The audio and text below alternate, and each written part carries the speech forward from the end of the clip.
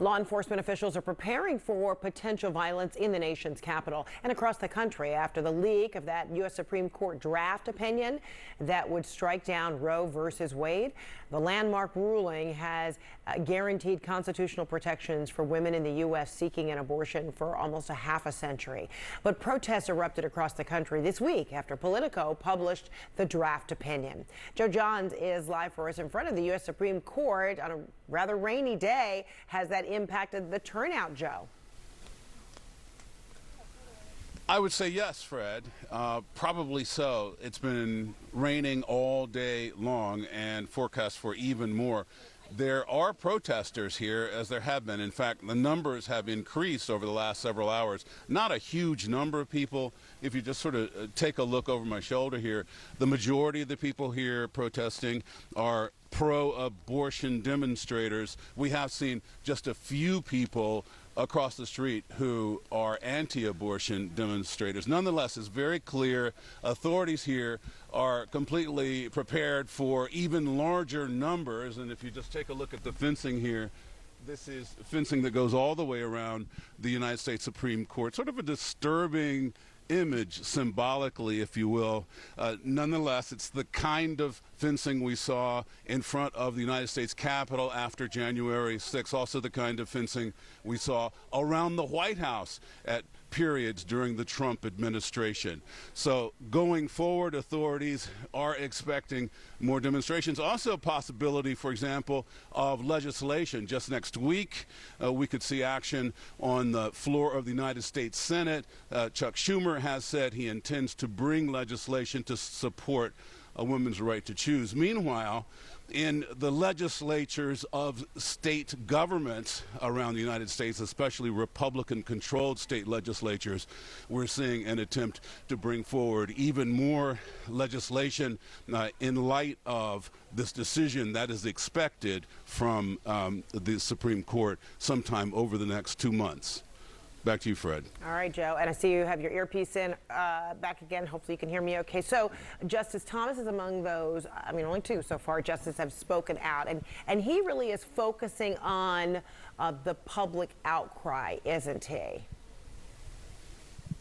Yes, he is. And one of the things he said at the 11th Circuit Judicial Conference in Atlanta is that government institutions should not be bullied for an outcome that is presumed to be the outcome that most people want. So he was speaking out in reference to the activities here at the Supreme Court and in other places over the last week, Fred.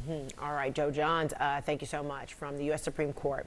All right, on to Louisiana now, where lawmakers just advanced a bill to classify abortions as homicides and potentially criminally charge women who terminate their pregnancies. Tennessee just made it a felony to send abortion-inducing drugs through the mail. The new bill signed into law criminalizes the act, but only for the sender, not the recipient.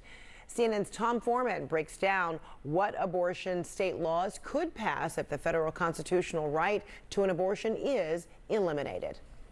If the Supreme Court goes through with this ruling, these are all the states in red that are certain to ban abortion. The states in yellow likely to ban them, according to the Progressive Guttmacher Institute, which says even though these bans may be of different measures, some may be outright, some may be 16 weeks, some may be 15 weeks, 6 weeks, whatever it may be, the truth is that what this would do would affect 58% of the women in the country who are of childbearing years. Those people would then be living in states that the Institute says would be hostile to abortion rights. And of course, there are many more states that are talking about that than there are states talking about protecting abortion rights.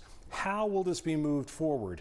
With very far-reaching laws in terms of the language we have seen so far. For example, if you look at one proposal here in Missouri, they would not merely forbid a woman getting an abortion, but any attempt to help her get one, providing transportation, giving instructions, providing internet service by which she might access abortion services, providing money, arranging for insurance or referrals. Any of that could make you an accessory. So if your sister became pregnant and wanted to talk to you about abortion, under these laws, you could be culpable if you even discussed it with her.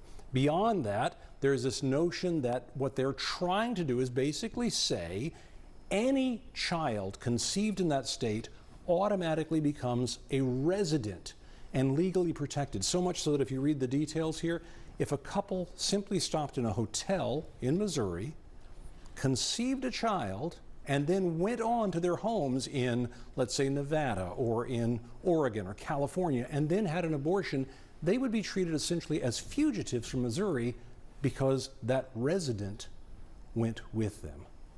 Legal battles, political battles all over the place connected to this.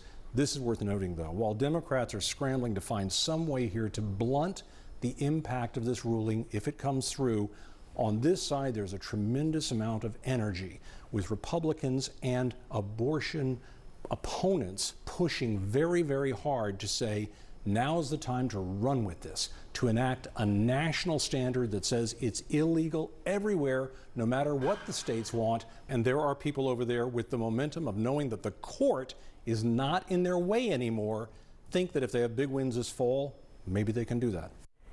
Wow, that is a lot. Tom Foreman, thank you so much.